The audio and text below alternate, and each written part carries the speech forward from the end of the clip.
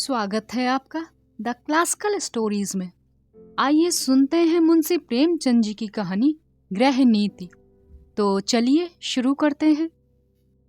जब माँ बेटे से बहू की शिकायतों का दफ्तर खोल देती है और ये सिलसिला किसी तरह खत्म होते नजर नहीं आता, तो बेटा उकता जाता है और दिन भर की थकान के कारण कुछ झुल्लाकर माँ से कहता है, तो आखिर तुम मुझसे क्या करने को कहती हो अम्मा? मेरा काम स्त्री को शिक्षा देना तो नहीं है, ये काम तो तुम्हारा है। तुम उसे डांटो, मारो, जो चाहे सजा दो। मेरे लिए इससे ज्यादा खुशी की और क्या बात हो सकती है कि तुम्हारे प्रयत्न से वो आदमी बन जाए।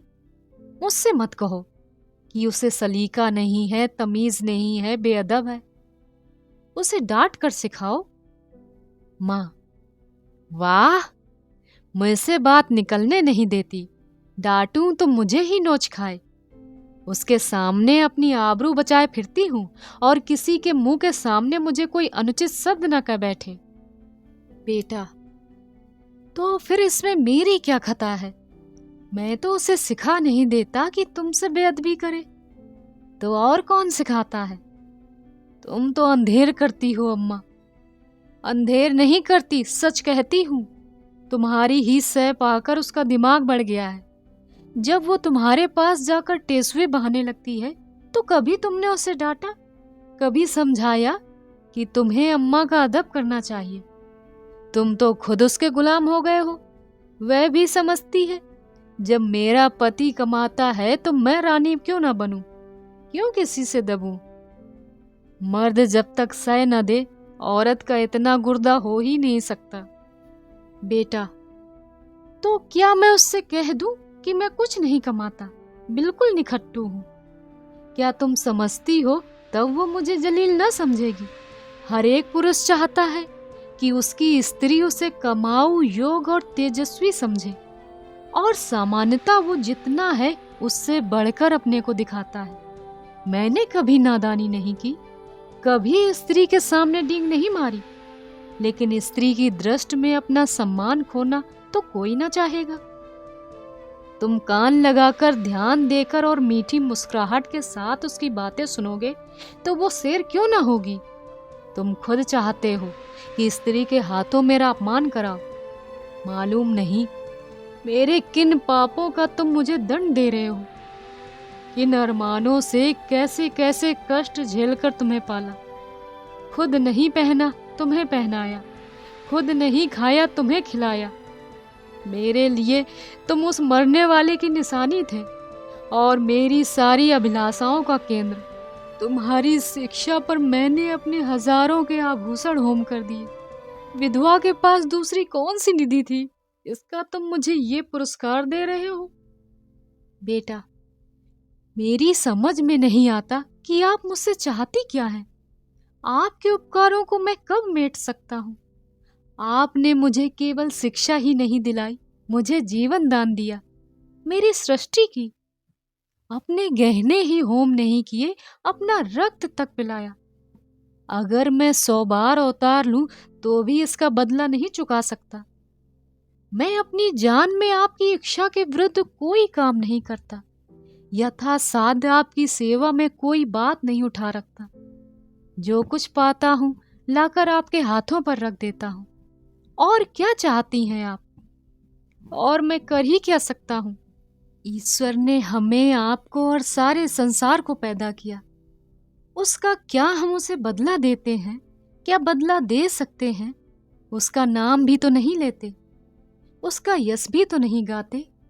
इससे क्या उसके उपकारों का भार कुछ कम हो जाता है? माँ के बलिदानों का बदला कोई बेटा नहीं कर सकता, चाहे वो भूमंडल का स्वामी क्यों ना हो। ज्यादा से ज्यादा मैं आपकी दिलजोई ही तो कर सकता हूँ, और मुझे याद नहीं आता कि मैंने कभी आपको असंतुष्ट किया हो। माँ, तुम मेरी दिलजोई करते हो। तुम्हारे घर में इस तरह रहती हूँ जैसे कोई लौंडी। तुम्हारी बीवी कभी मेरी बात तक नहीं पूछती। मैं भी कभी बहू थी। रात को घंटे भर सास की देह दबाकर, उसके सिर में तेल डालकर, उन्हें दूध पिलाकर तब बिस्तर पर जाती थी। तुम्हारी स्त्री 9 बजे अपनी किताबें लेकर अपनी सहनची में जा बैठती है, दोनों खिड़कियां खोल लेती है और मजे से हवा खाती है। मैं मरूं या जीऊं उससे मतलब नहीं, इसीलिए मैंने पाला था। बेटा, तुमने मुझे पाला था तो ये सारी सेवाएं मुझसे लेनी चाहिए थी, मगर तुमने मुझसे कभी कहा ही नहीं। मेरे अन्य मित्र भी हैं, उनमें भी मैं किसी को माँ की देह में मुक्कियां लगाते नहीं देखता। आप मेरे कर्तव्य का भार मेरी स्त्री पर क्यों डालती हैं? यूं अगर वो आपकी सेवा करे तो मुझसे ज्यादा प्रसन्न और कोई ना होगा। मेरी आंखों में उसकी इज्जत दूनी हो जाएगी, शायद उससे और ज्यादा प्रेम करने लगूं। लेकिन अगर वो आपकी सेवा नहीं करती तो आपको उससे अप्रसन्न होने का कोई कारण नहीं है। शायद उसकी जगह मैं होता तो मैं भी ऐसा ही करता। सास मुझे अपनी लड़की की तरह प्यार करती तो मैं भी उसके तलवे सहलाता, इसलिए नहीं कि वो मेरे पति की माँ होती, बल्कि इसलिए कि वो मुझसे ममता स्नेह करती। मगर मुझे खुद ये बुरा लगता है कि बहू सास के पांव दबाए। कुछ दिन पहले स्त्रियां पति के पांव दबाती थी, आज भी उस प्रथा का लोप नहीं हुआ है। लेकिन मेरी पत्नी मेरे पांव दबाए तो मुझे ग्लानि होगी। मैं उससे कोई ऐसी खिदमत नहीं लेना चाहता जो मैं उसकी ना कर सकूं। ये रस्म उस जमाने की है जब स्त्री पति की लौंडी समझी जाती थी।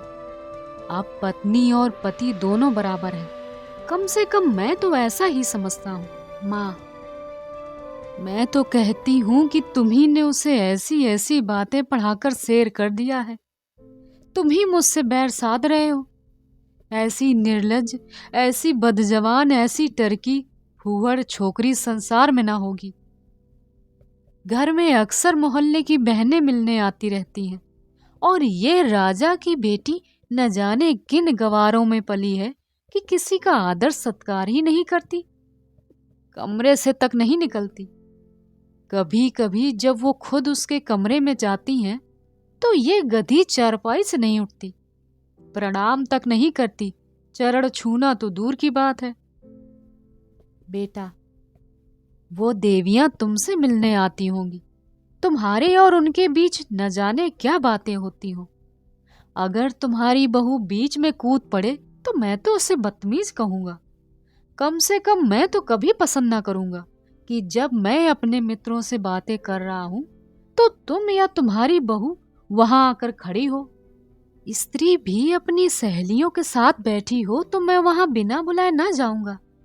यही तो आजकल का शिष्टाचार है।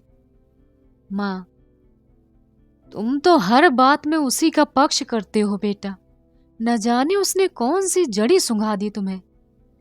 ये कौन कहता है कि वो हम लोगों के बीच में आ कूदे, लेकिन बड़ों का उसे कुछ तो आदर सत्कार करना चाहिए। बेटा, किस तरह? माँ, आकर आंचल से उसके चरण छुए, प्रणाम करे, पान खिलाए, पंखा झले। इन्हीं बातों से तो बहू का सादर होता है। लोग उसकी प्रशंसा करते हैं, नहीं तो सब की सब यही कहती होंगी, बहू को बड़ा घमंड हो गया है, किसी से सीधे मुंह बात ही नहीं करती। बेटा विचार करके बोला, हाँ, ये अवश्य उसका दोष है, मैं उसे समझा दूंगा। माँ प्रसन्न होकर बोली, तुमसे सच कहती हूं बेटा, चारपाई से उठती तक नहीं। सारी औरतें थोड़ी थोड़ी करती हैं, मगर उसे तो शर्म जैसे छूकर नहीं गई, और मैं हूं कि मारे शर्म के मरी जाती हूं। बेटा, ये मेरी समझ में नहीं आता कि तुम हर बात में अपने को उसके कामों की जिम्मेदार क्यों समझ लेती हो।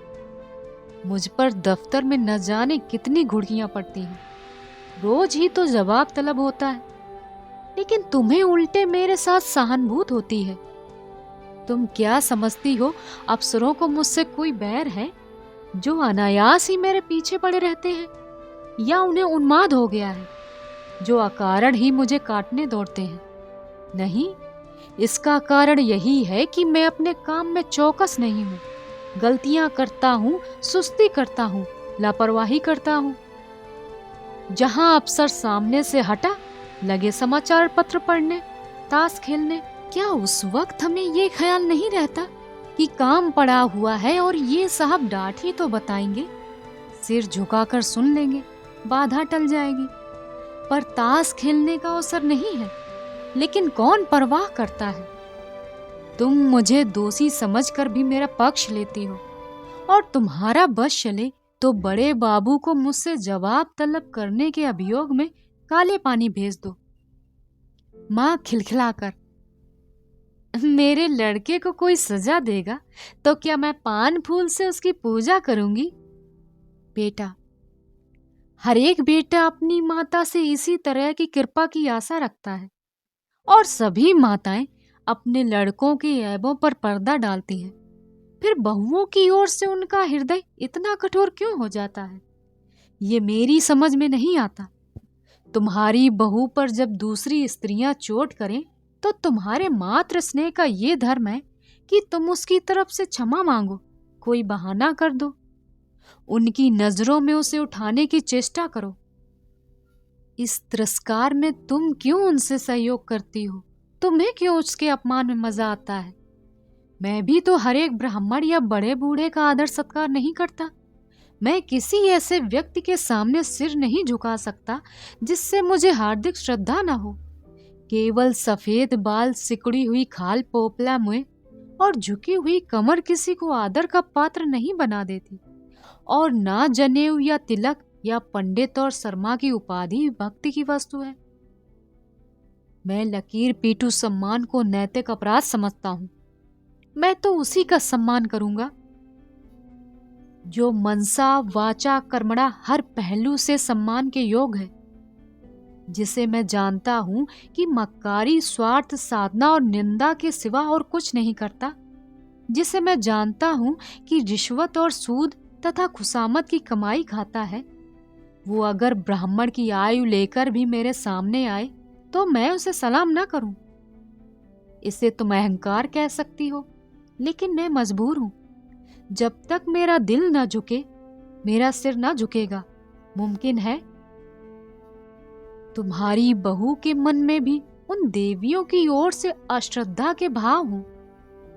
उनमें से दो चार को मैं भी जानता हूं। वो सब की सब बड़े घर की हैं, लेकिन सबके दिल छोटे हैं, विचार छोटे हैं। कोई निंदा की पुतली है तो कोई खुशामद में युक्त, कोई गाली गलौज में अनुपम।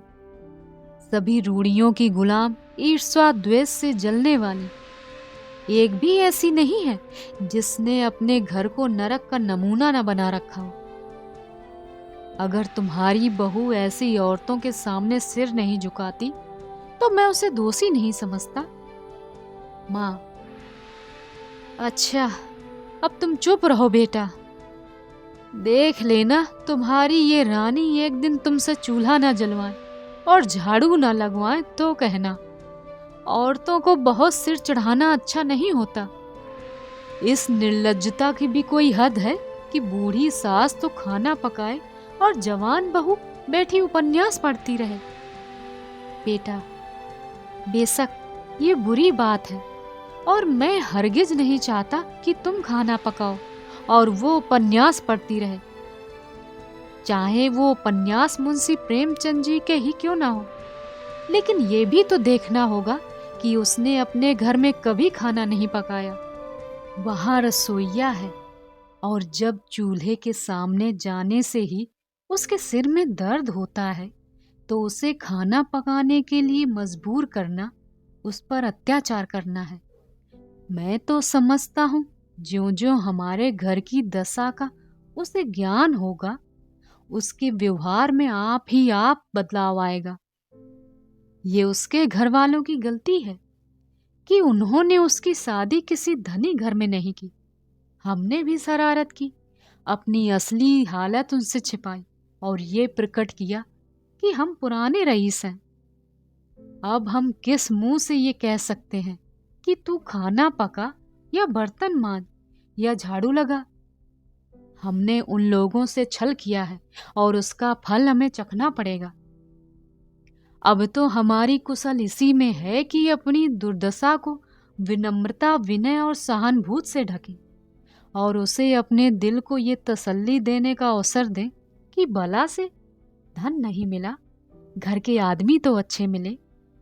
अगर ये तसल्ली भी हमने छीन ली तो तुम ही सोचो उसको कितनी विरादक वेदना होगी। शायद वो हम लोगों की सूरत से भी घृणा करे। माँ, उसके घर वालों को 100 दफे गरज थी, तब हमारे यहाँ ब्याह किया। कुछ हम तो उनसे भीख मांगने नहीं गए। बेटा, उनको अगर लड़के की गर्ज थी तो हमें भी धन और कन्या की गर्ज थी। माँ, यहाँ के बड़े बड़े रईस हमसे नाता करने को मुंह फैलाए हुए थे। बेटा, इसीलिए ना कि हमने रईसों का स्वांग बना रखा है। घर की असली हालत खुल जाए तो कोई बात ना पूछे। माँ, तो तुम्हारे ससुराल वाले ऐसे कहाँ के रईस हैं? इधर जरा वकालत चल गई तो रईस हो गए। नहीं तो तुम्हारे ससुर के बाप मेरे सामने चपरासी गिरी करते थे, और लड़की का ये दिमाग कि खाना पकाने में सिर दुखता है। अच्छे अच्छे घरों की लड़कियां गरीबों के घर आती हैं और घर की हालत देखकर वैसा ही बर्ताव करती हैं। ये नहीं कि बैठी अपने भाग्य को कोसा करें। इस छोकरी ने हमारे घर को अपना समझा ही नहीं। बेटा, जब तुम समझने भी दो, जिस घर में घुड़कियों, गालियों और कटुताओं के सिवा कुछ न मिले, उसे कौन अपना समझे? घर तो वो है जहाँ स्नेह और प्यार मिले। कोई लड़की डोली से उतरते ही सास को अपनी माँ नहीं समझ सकती। माँ तभी समझेगी जब सास पहले उसके साथ माँ का सा बर्ताव करे, अपनी लड़की से ज्यादा प्रिय समझे। माँ, अच्छा, अब चुप रहो, जी न जलाओ। ये जमाना ही ऐसा है कि लड़कों ने स्त्री का मुंह देखा और उसके गुलाम हुए। ये सब न जाने कौन सा मंत्र सीख कर आती हैं। ये बहू बेटी के लक्षण है कि पहर दिन चढ़े सोकर उठे। ऐसी कुलक्षणी बहू का तो मुंह न देखे। बेटा, मैं भी तो देर तक सोकर उठता हूँ अम्मा, मुझे तो तुमने कभी न कोसा। माँ, तुम हर बात में उससे अपनी बराबरी क्यों करते हो? बेटा, ये उसके साथ घोर अन्याय है, क्योंकि जब तक वो इस घर को अपना नहीं समझती, तब तक उसकी हैसियत मेहमान की सी है, और मेहमान की हम खातिर करते हैं, उसके ऐब नहीं देखते। माँ, ईश्वर ना करे कि ऐसी बहू किसी को मिले। बेटा, तो वो तुम्हारे घर में रह चुकी। माँ, क्या संसार में औरतों की कमी है? बेटा, औरतों की कमी नहीं, मगर देवियों की कमी जरूर है। माँ, नौज ऐसी औरत सोने लगती है तो बच्चा चाहे रोते रोते बेदम हो जाए, मिनकती तक नहीं। फूल सा बच्चा लेकर मैके गई थी, 3 महीने में लौटी, बच्चा आधा भी नहीं रहा। बेटा, तो क्या मैं ये मान लूं तुम्हें उसके लड़के से जितना प्रेम है उतना उसे नहीं? ये तो प्रकृति के नियम के विरुद्ध है। और मान लो वो निर्मोही ही है तो ये उसका दोष है। तुम क्यों उसकी जिम्मेदारी अपने सिर लेती हो? उसे पूरी स्वतंत्रता है, जैसे चाहे अपने बच्चे को पाले। अगर वो तुमसे कोई सलाह पूछे, प्रसन्न मुख से दे दो। ना पूछे तो समझ लो उसे तुम्हारी मदद की जरूरत नहीं है। सभी माताएं अपने बच्चों को प्यार करती हैं और वो अपवाद नहीं हो सकती। तो मैं सब कुछ देखूं और मुंह ना खोलूं, घर में आग लगते देखूं और चुपचाप मुंह में कालिक लगाए खड़ी रहूं? बेटा, तुम इस घर को जल्द छोड़ने वाली हो, उसे बहुत दिन रहना है। घर की हानि लाभ की जितनी चिंता उसे हो सकती है, तुम्हें नहीं हो सकती। फिर मैं कर ही क्या सकता हूँ? ज्यादा से ज्यादा उसे डांट बता सकता हूँ, लेकिन वो डांट की परवाह ना करे और तुर्की बेतुर्की जवाब दे तो मेरे पास ऐसा कौन सा साधन है जिससे उसे ताड़ना दे सकूं? माँ, तुम 2 दिन ना बोलो तो देवता सीधे हो जाएं, सामने नाक रगड़े। बेटा, मुझे इसका विश्वास नहीं, मैं उससे ना बोलूंगा। वो भी मुझसे ना बोलेगी। ज्यादा पीछे पड़ूंगा तो अपने घर चली जाएगी। माँ, ईश्वर ये दिन लाए, मैं तुम्हारे लिए नई बहू लाऊं। लड़का, संभव है इसकी भी चाची हो। सहसा बहू आकर खड़ी हो जाती है। माँ और बेटा दोनों स्तंभित हो जाते हैं, मानो कोई बम का गोला आ गिरा हो। रूपवती, नाजुक मिजाज, गर्वीली रमणी है, जो मानो शासन करने के लिए ही बनी है। कपोल तमतमाए हुए हैं, पर अधरों पर विष भरी मुस्कान है और आंखों में व्यंग मिला परिहास। माँ, तुम्हें कौन बुलाने गया था? बहू, क्यों? यहाँ जो तमाशा हो रहा है उसका आनंद मैं ना उठाऊं? बेटा, माँ बेटे के बीच में तुम्हें दखल देने की आवश्यकता नहीं। बहू की मुद्रा सहसा कठोर हो जाती है। बहू, आप जवान बंद रखिए। जो पति अपनी स्त्री की निंदा सुनता रहे वो पति बनने के योग नहीं। वो पति धर्म का काखा गा भी नहीं जानता। मुझसे अगर कोई तुम्हारी बुराई करता, चाहे वो मेरी प्यारी माँ ही क्यों ना होती, मैं तो उसकी जवान पकड़ लेती। तुम मेरे घर जाते हो तो वहां तो जिसे देखती हूँ तुम्हारी प्रशंसा ही करता है। छोटे से बड़े तक गुलामों की तरह पीछे दौड़े फिरते हैं। अगर उनके बस में हो तो तुम्हारे लिए स्वर्ग के तारे तोड़ना है। और उसका जवाब मुझे यहाँ ये मिलता है कि बात बात पर ताने, तिरस्कार, बहसकार। मेरे घर तो तुमसे कोई नहीं कहता कि तुम देर से क्यों उठे, तुमने अमुक महोदय को सलाम क्यों नहीं किया, अमुक के चरणों पर सिर क्यों नहीं पटका। मेरे बाबूजी कभी गवारा न करेंगे कि तुम उनकी देह पर मुक्कियां लगाओ या उनकी धोती धो या खाना पकाकर खिलाओ। मेरे साथ यहाँ ये बर्ताव क्यों? मैं यहाँ लौंडी बनकर नहीं आई हूँ, तुम्हारी जीवन संगनी बनकर आई हूँ। मगर जीवन संगनी का ये अर्थ तो नहीं कि तुम मेरे ऊपर सवार होकर मुझे जलाओ। ये मेरा काम है कि जिस तरह चाहूं तुम्हारे साथ कर्तव्य का पालन करूं। उसकी प्रेरणा मेरी आत्मा से होनी चाहिए, ताड़ना या तिरस्कार से नहीं। अगर कोई मुझे कुछ सिखाना चाहता है तो माँ की तरह प्रेम से सिखाए, मैं सीखूंगी।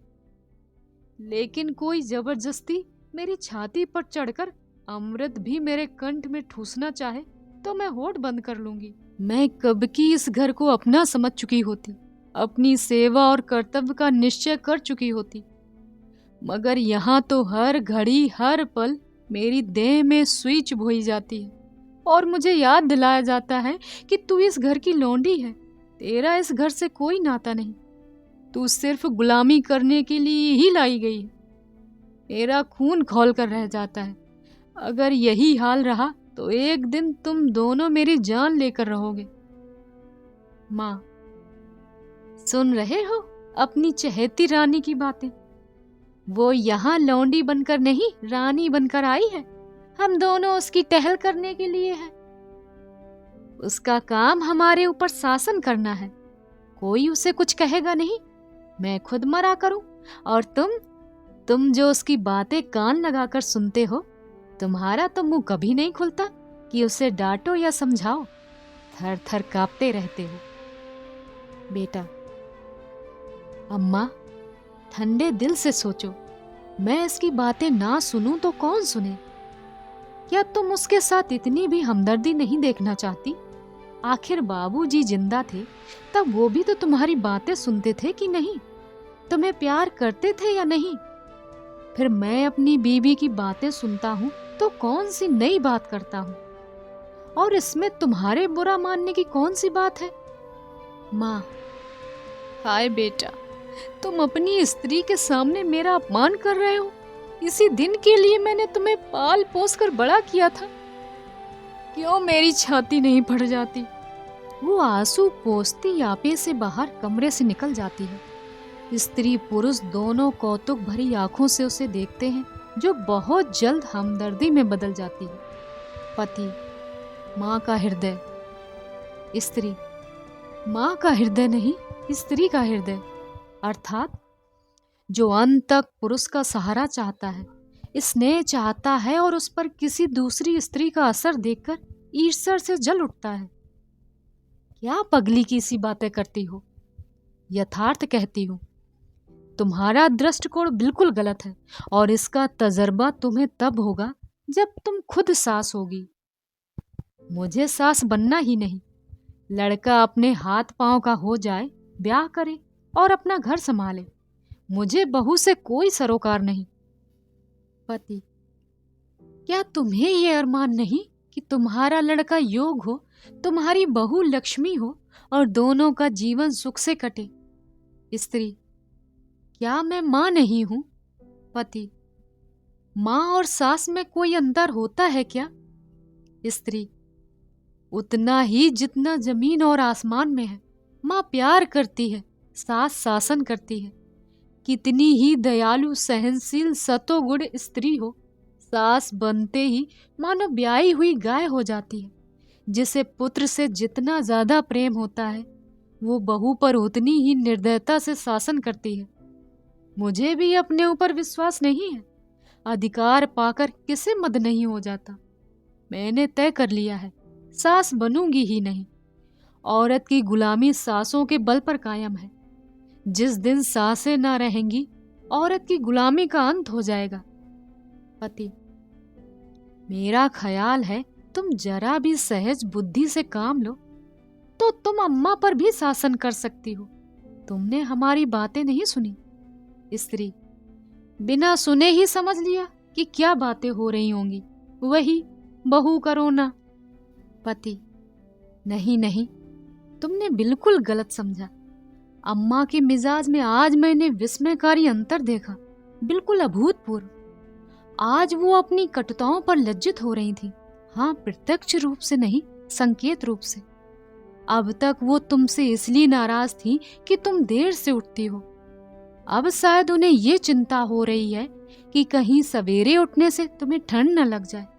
तुम्हारे लिए पानी गर्म करने को कह रही थी। स्त्री प्रसन्न होकर, सच? हाँ, मुझे तो सुनकर आश्चर्य हुआ। स्त्री, तो अब मैं मुंह अंधेरे उठूंगी? ऐसी ठंड क्या लग जाएगी? लेकिन तुम मुझे चकमा तो नहीं दे रहे हो। पति, अब इस बदगुमानी का क्या इलाज? आदमी को कभी कभी अपने अन्याय पर खेद होता ही है। स्त्री, तुम्हारे मुंह में घी शक्कर। अब मैं गजरदम उठूंगी। वो बेचारी मेरे लिए क्यों पानी गर्म करेंगी? मैं खुद गर्म कर लूंगी। आदमी करना चाहे तो क्या नहीं कर सकता। पति, मुझे उनकी बात सुनकर ऐसा लगता था जैसे किसी दैवी आदेश ने उनकी आत्मा को जगा दिया हो।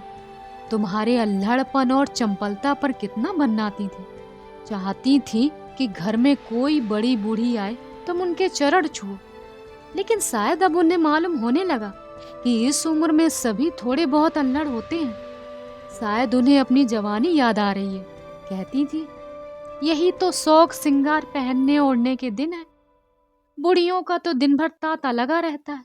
कोई कहाँ तक उनके चरण छुए और क्यों छुए? ऐसी कहाँ की बड़ी देवियां हैं। स्त्री, मुझे तो हर्षोन्माद हुआ जाता है। पति, मुझे तो विश्वास ही ना आता था। स्वप्न देखने जैसा लग रहा था।